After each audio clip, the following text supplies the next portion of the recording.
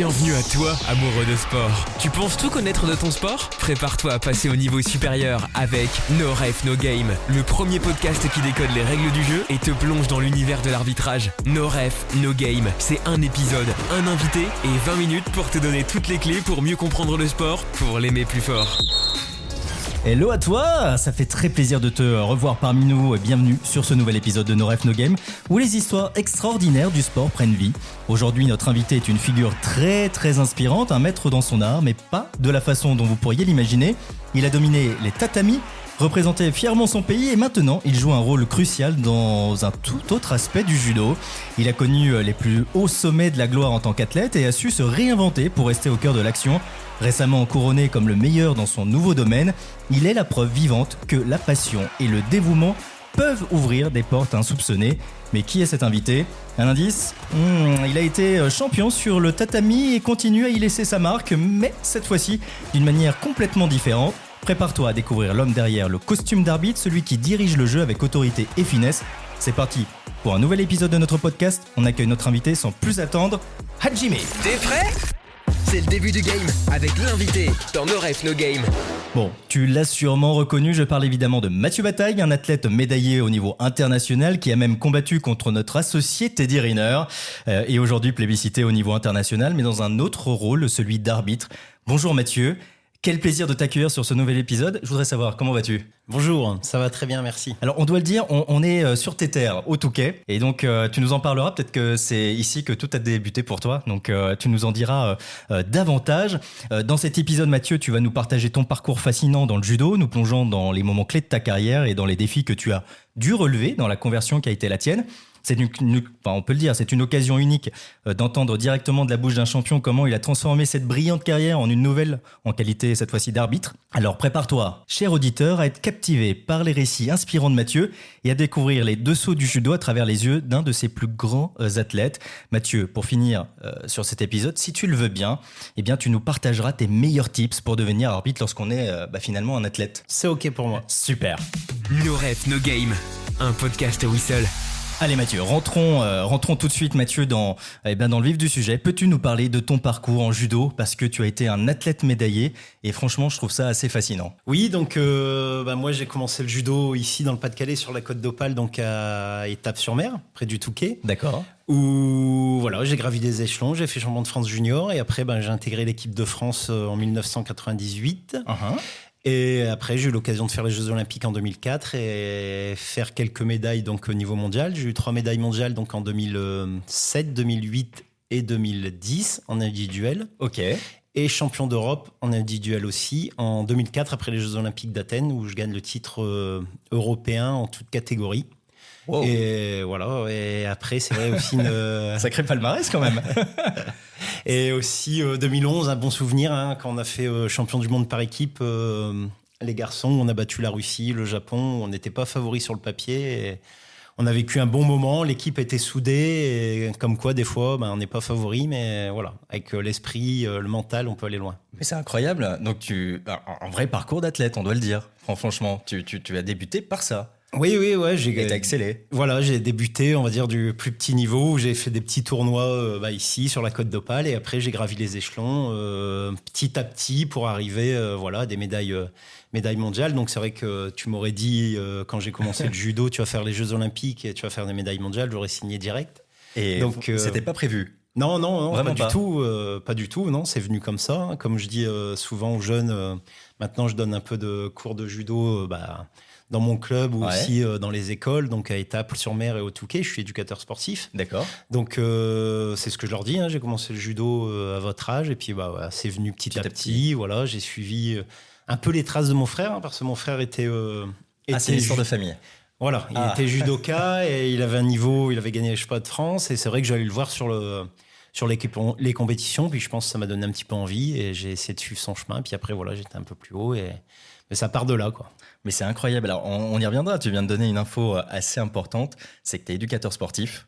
Et donc, du coup, il y a une double vie. Mais on y reviendra, mais il y a une double vie. Donc, première vie, on va dire, c'est celle de judoka professionnel. Oui. qui t'a valu de belles récompenses. Moi, franchement, je suis assez surpris et en même temps beaucoup de respect.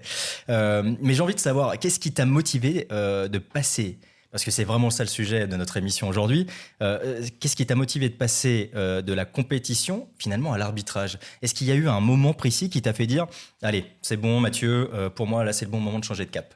Il y a eu un truc? Alors, c'est vrai que c'est venu un peu par hasard, entre guillemets, parce que tu m'aurais dit à la fin de ma carrière, tu vas faire arbitre. J'avais pas pensé spécialement. Bah ouais. Donc, j'avais envie de me poser dans un premier temps, parce que j'ai fait 15 ans de haut niveau. Donc, 15 ans de niveau, si tu bouges à droite, à gauche, voilà, t'es jamais à la maison. Donc, j'avais envie de me poser, d'être un peu au calme, de voir la vie, maintenant la vie professionnelle, la vie active, un peu comment ça allait se passer.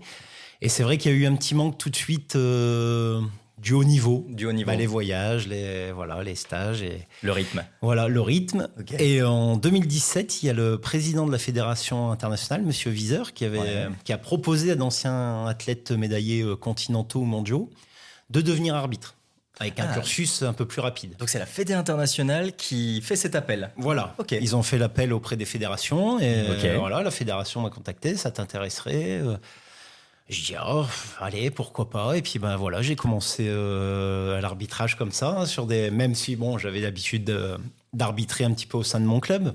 J'ai commencé à arbitrer, au niveau départemental, au niveau régional, ainsi de suite. Et puis, j'ai passé l'examen, donc, en 2017 à la Corogne. Et c'est un examen, du coup, je te coupe, mais sur... tu repasses pas en tant qu'athlète médaillé, en tant qu'athlète international, tu repasses pas, on va dire, les échelons depuis la base, une espèce de VAE, c'est comment ça se passe? Oui, voilà, on va dire que c'était un peu plus un cursus, comme on a vécu judo pendant un moment, on n'a pas eu le temps d'arbitrer entre-temps, donc c'était un cursus un peu plus rapide. J'ai passé un examen, on était 18 dans le monde à passer l'examen. Donc qui est piloté directement par la Fédération internationale. Par la Fédération internationale. Okay. Donc moi je me suis entraîné en amont, parce que je voulais pas arriver comme ça. Donc je me suis entraîné en amont et voilà, la journée s'est bien passée. Sur les 18, tout le monde a eu l'examen, mais 2 où on a plutôt bien arbitré, ils nous ont dit vous allez pouvoir arbitrer très prochainement sur des grands prix. Voilà, c'est déjà un bon niveau. Wow. Et après, j'étais parti sur les grands prix, donc un petit peu de pression parce que pour la première fois, ça fait toujours bizarre. En plus, quand tu arbitres d'anciens. Ça fait quoi? Allez, je veux l'anecdote. Ça fait quoi de passer d'athlète de haut niveau, d'avoir combattu finalement sur ces tatamis et finalement là d'être costard cravate, pas avec finalement l'habit que tu as d'habitude et d'arbitrer, de juger. Ça fait quoi? C'est vrai que au début, ça me faisait un peu bizarre parce que je me retrouvais dans une situation inhabituelle. Parce que moi, quand j'étais sur le tapis au milieu, c'était pour combattre. Voilà. T'y allais, quoi. Et là, un statut un peu plus droit, un peu plus où il faut donner des décisions, il faut les assumer. Voilà, il faut donner les bons scores, il faut les assumer, il faut être réglo et puis bien dans ses baskets, bien se positionner aussi, parce que j'ai remarqué quand j'ai commencé l'arbitrage que tout était une question de position, parce que pour bien voir les angles d'attaque et rechercher les fenêtres. Il faut avoir l'œil. Et c'est vrai que ça a été ça le plus dur au début, le positionnement, parce que le judo, je connais. J'ai fait du judo toute ma vie. J'ai commencé à l'âge de 6 ans. Donc, tout ce qui est score, les petits trucs, les petits détails. Il n'y a pas de souci là-dessus, entre guillemets. Mais le positionnement, il était très, très important au début. Donc, il a fallu le travailler. OK. Et voilà, j'ai travaillé, j'ai fait des vidéos comme un peu tout le monde, comme un ancien athlète de haut niveau en judo. T'as un peu peaufiné le truc. Voilà, j'ai peaufiné parce que je me suis dit que j'ai quand même un poste à responsabilité. Je voudrais pas pénaliser les athlètes qui sont au milieu, parce que moi j'ai été athlète, donc. T'as eu cette position, donc tu dans ma tête, je me disais je suis arbitre maintenant. Voilà, à toi de faire le moins d'erreurs possible pour pas pénaliser un athlète qui s'entraîne tous les jours pour ça. Et ça serait dommage qu'il perde sur une décision arbitrale qui est pas très réglo. Donc à moi de bien travailler. Donc j'ai pas pris le poste à la légère, entre guillemets. Et j'ai travaillé pour essayer d'arriver du meilleur possible et puis faire le moins d'erreurs possible, même si on sait que l'erreur est humaine et que il y en aura et il y en aura toujours. Ça fait partie du job. Voilà. Ok. Ah, c'est incroyable. Donc ça part finalement d'un coup de téléphone du président de la Fédération internationale. Tu rentres là-dedans et donc là, tu nous partages un peu les défis auxquels tu as été confronté. Ça a été quoi les grands défis finalement auxquels tu as dû faire face en passant de compétiteur à arbitre? Et donc il y a ces positionnements, comme tu nous le disais. Il y avait, c'est pas bizarre finalement pour des mecs avec qui tu as combattu, d'un coup ils te voient sur le circuit, mais bim, avec un autre habit. Ça n'a pas été aussi un défi pour toi de posture, de crédibilité, de légitimité, peut-être? Je sais pas. Oui, non, après, ça fait bizarre. Parce que c'est rare, nous, dans le judo, qu'il y ait d'anciens athlètes qui passent à l'arbitrage. C'est vrai, quand on m'a vu moi en tenue d'arbitre au milieu, j'ai quelques copains dans les tribunes que j'entendais. Qu'est-ce qu'il fait? Voilà. Qu'est-ce qu'il fait, Mathieu? Ah, on t'appelle. Qu'est-ce que tu fais? Tu t'es trompé là. Voilà. C'est pas le bon vestiaire. Okay. Voilà, ça fait un peu bizarre, mais après, c'est comme tout. Il faut rester concentré, il faut faire son job, il faut arbitrer du mieux possible. Mais voilà, au début, c'était un peu par rapport aux personnes qui m'ont retrouvé avant, ils m'avaient vu en tant que judoka, en tant qu'athlète de haut niveau, et là, ils m'ont retrouvé en tant qu'arbitre. Ça fait un peu bizarre pour tout le monde.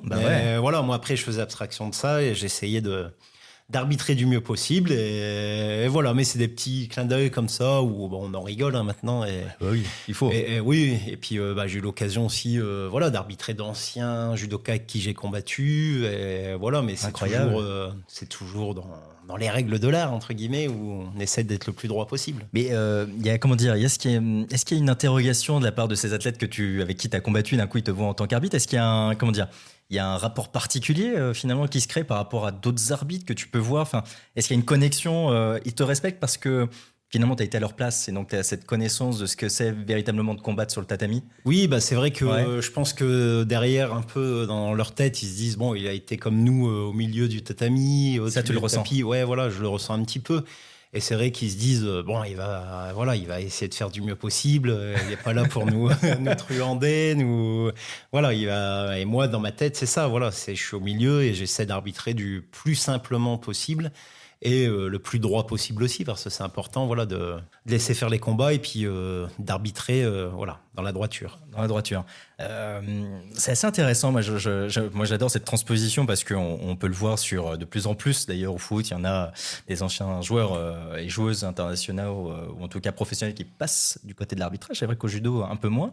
Mais c'est assez intéressant. Mais est-ce que lorsque tu étais finalement athlète, tu avais déjà cette fibre pour la connaissance des règles, pour finalement mieux combattre? Est-ce que c'était quelque chose que tu avais déjà un peu potassé de ton côté et qui t'a donné finalement, quand tu as eu le coup de téléphone du président de la Fédération internationale, tu t'es dit allez, why not? T'avais déjà ce côté-là?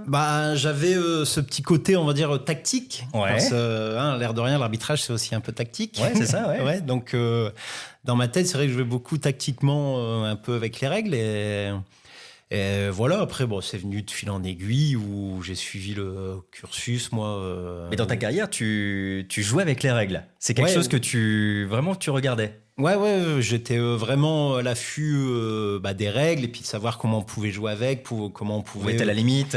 Pour être à la limite, où on pouvait se prendre une pénalité ou pas. Donc voilà, c'est un travail aussi tactique dans le judo, normal. Et après, quand je suis parti dans l'arbitrage, dans ma tête, je savais un peu comment ça se passait. Et après, il faut suivre le règlement et puis arbitrer du mieux possible. Donc, on peut dire que finalement, l'apprentissage technique des règles n'a pas été forcément un obstacle pour toi. Ça a été quelque chose de... tu étais assez coutumier du fait, il n'y avait pas de...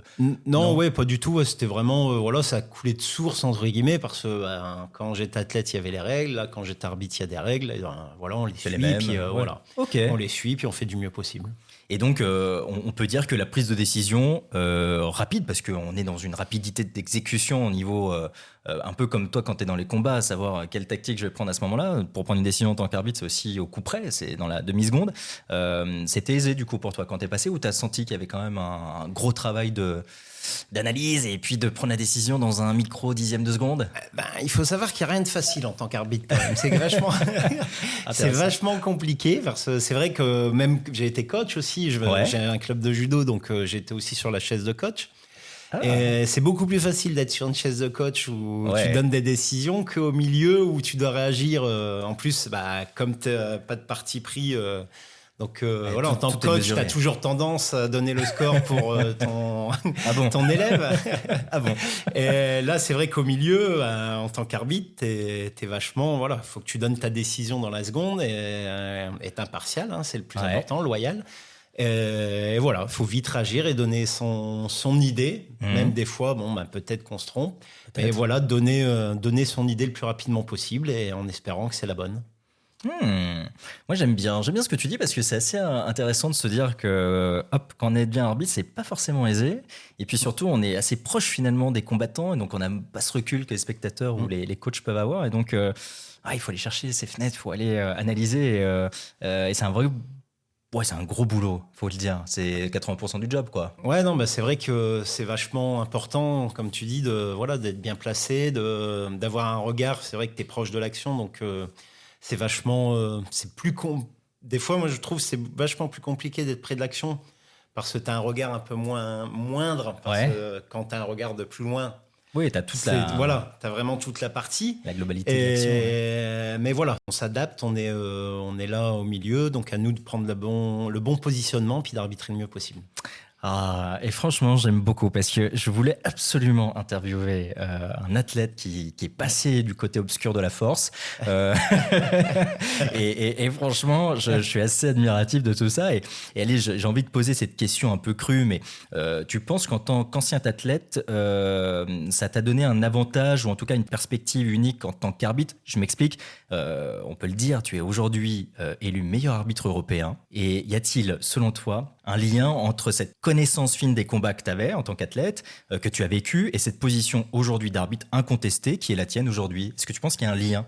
Il y a un vrai lien? Oui, je pense qu'il y a quand même un petit lien parce que c'est vrai que j'ai fait ça toute ma vie, le judo. Comme je disais tout à l'heure, j'ai commencé à 6 ans, donc ça fait 40 ans bientôt maintenant. Donc voilà, j'ai vécu judo. Et voilà, après, c'était un peu difficile au début, comme je disais tout à l'heure, au niveau du positionnement. Mais après, tout ce qui est la technique, la tactique, on l'a en tant qu'athlète. Donc c'est vrai que ça aide beaucoup. Mais c'est pas un rôle facile. Toi, tu dirais à d'autres athlètes de haut niveau que de passer finalement ça apporte quelque chose pour toi en tant qu'athlète de passer de ce côté, je dis obscur de la force pour plaisanter, mais de ce côté finalement de l'arbitre qui prend des décisions, ça t'a apporté quelque chose dans ta vision de ton sport? Oui, non, mais je me suis rendu compte que arbitre c'était pas facile parce que nous quand on est en train de combattre ou quand je disais tout à l'heure on est sur la chaise de coach, on pense pas à tout ça. Là, l'arbitre il est au milieu, mais on n'est pas dans sa tête entre guillemets où lui doit vite réagir et il a même pas une seconde pour donner son avis.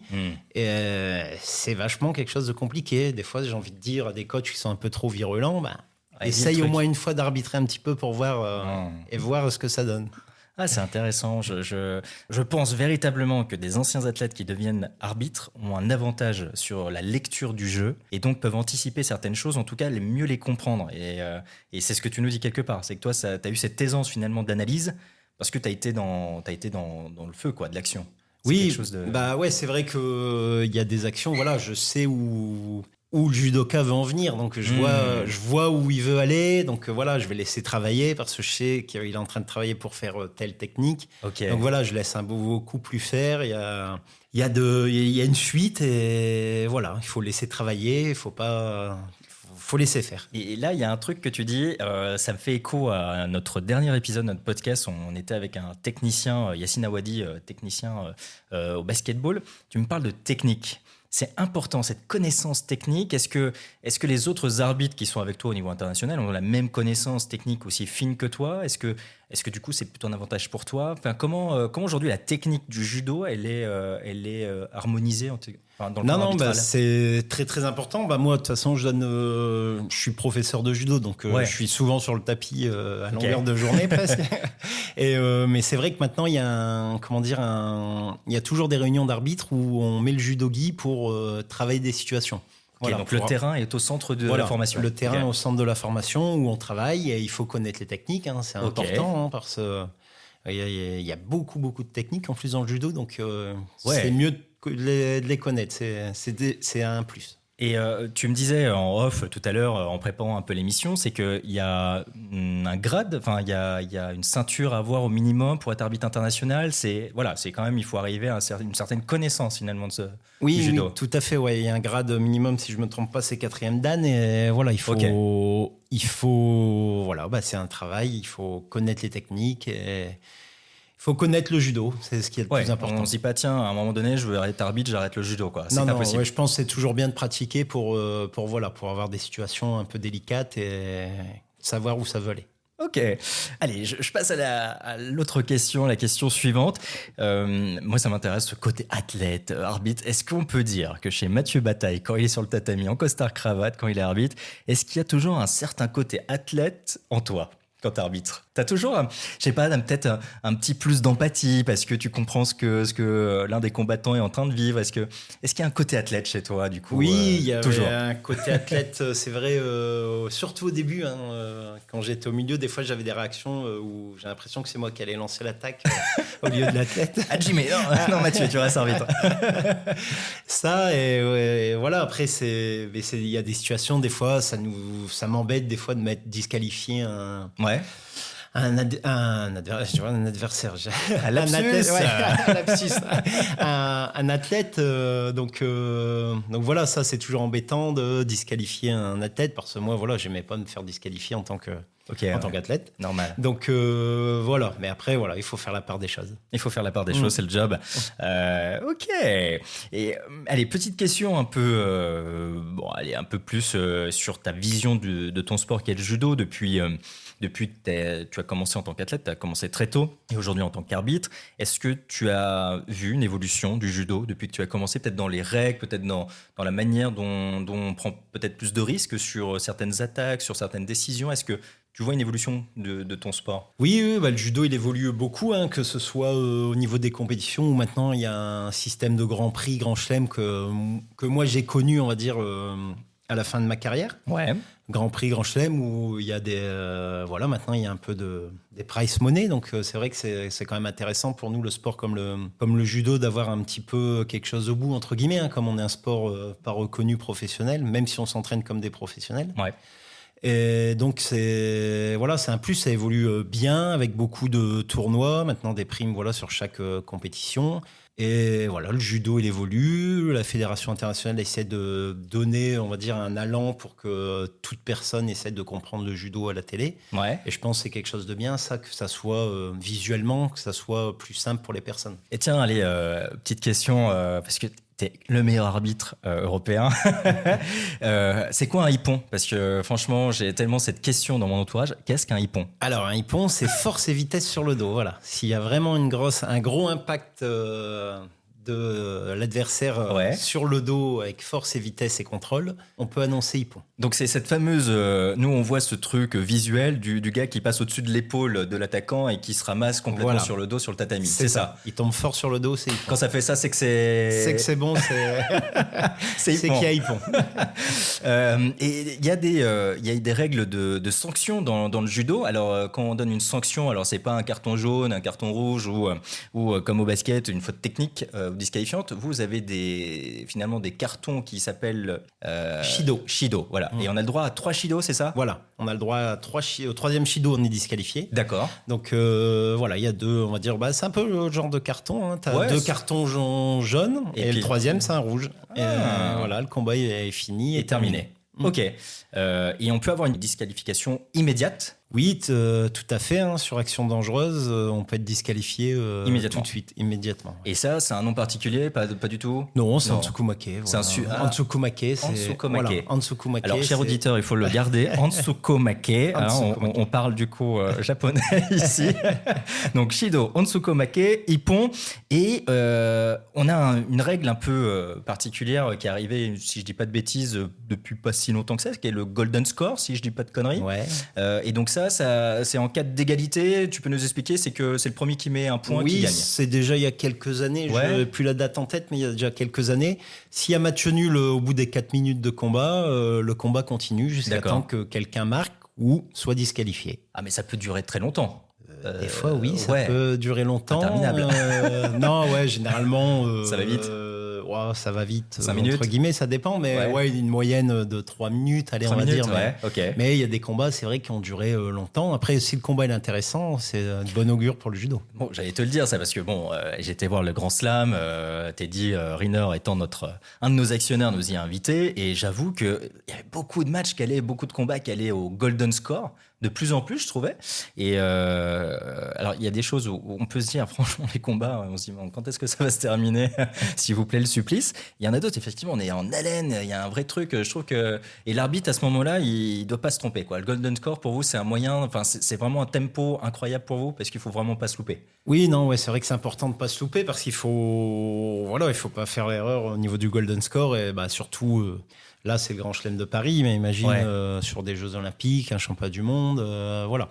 Il faut vraiment laisser faire. Après, moi, je pars du système où il faut laisser faire le judoka, il faut intervenir le moins possible pour que les judokas se livrent, attaquent et que le meilleur gagne. Que le meilleur gagne. C'est à eux de décider de la fin de l'entame. Ok. J'aime beaucoup. Donc, chers auditeurs, maintenant, on a à peu près les bases assez classiques du judo. Même s'il y a on donne un peu de vocabulaire. Comment ça s'appelle cette technique avec les manches, le positionnement des mains? Kumikata.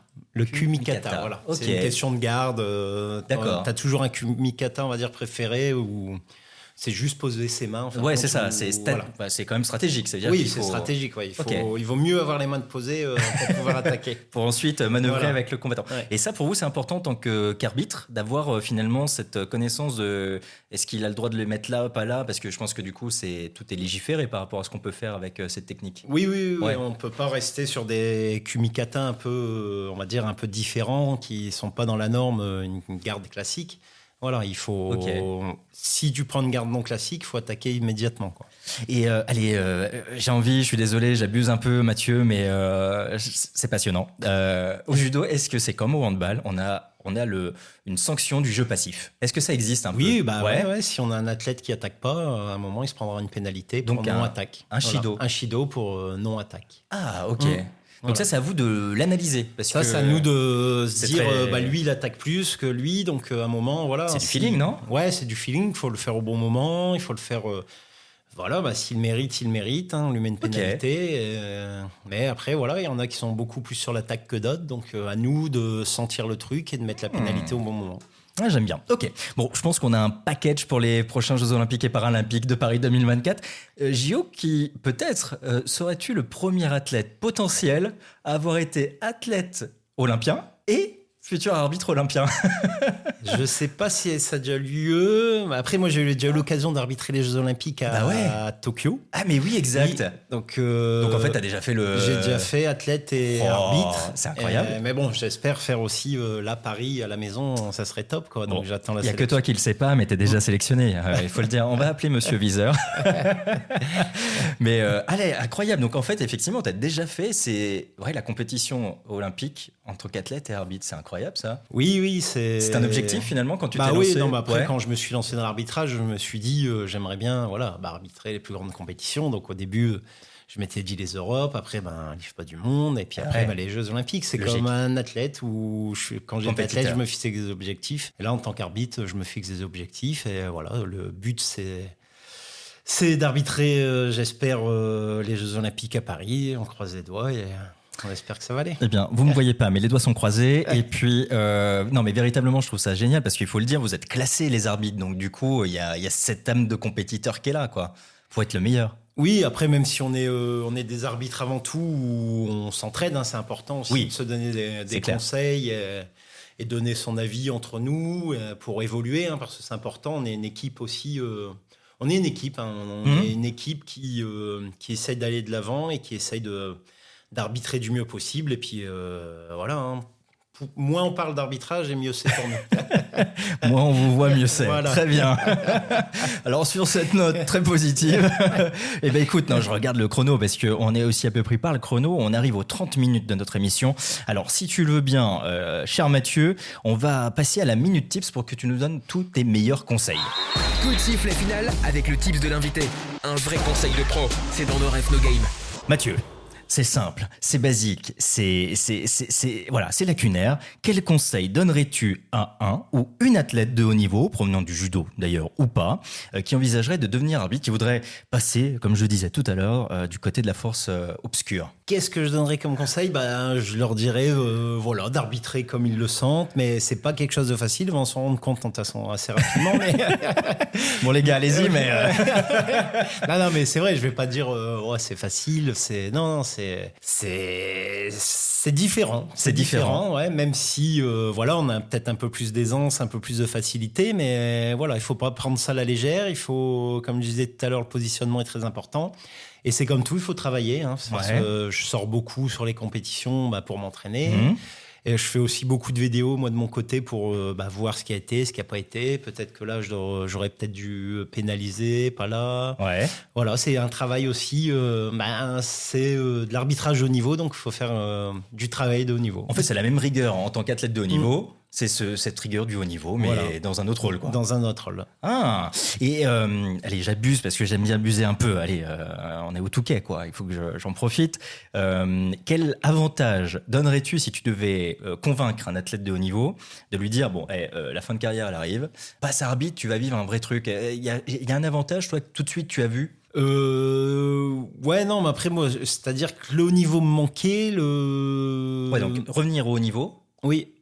Être au contact de cette compétition. C'est ce qui m'a manqué, je pense, le contact du haut niveau. Ouais. Ok. Je te dirais, quand j'ai arrêté ma carrière, j'ai envie de me poser, mais après, il y a eu un manque. Ah, tu m'étonnes. Après, je pense il y a des athlètes de haut niveau comprendront peut-être mon ressenti, mais c'est vrai qu'il y a eu il y a eu un manque de quelque chose. Okay. Et là, je l'ai retrouvé un petit peu dans l'arbitrage. Et ça, c'est le vrai gros point. Et c'est le gros point, où je suis content de m'être lancé, en 2017. Dans l'arbitrage. Est-ce qu'il y a des compétences spécifiques ou en tout cas des traits de caractère que tu estimes essentiels pour réussir dans ce rôle et donc qui seraient finalement des conseils sur lesquels il faudrait travailler pour un athlète de haut niveau qui souhaite se convertir sur ce rôle de l'arbitrage? Tu vois des compétences un peu spécifiques, des traits de caractère? Parce que pour être arbitre, est-ce que tout le monde peut l'être? C'est pas facile. Comme je disais tout à l'heure, c'est quelque chose de compliqué, de pas facile. Mais c'est comme tout, avec du travail, on peut y arriver, mais il faut se donner,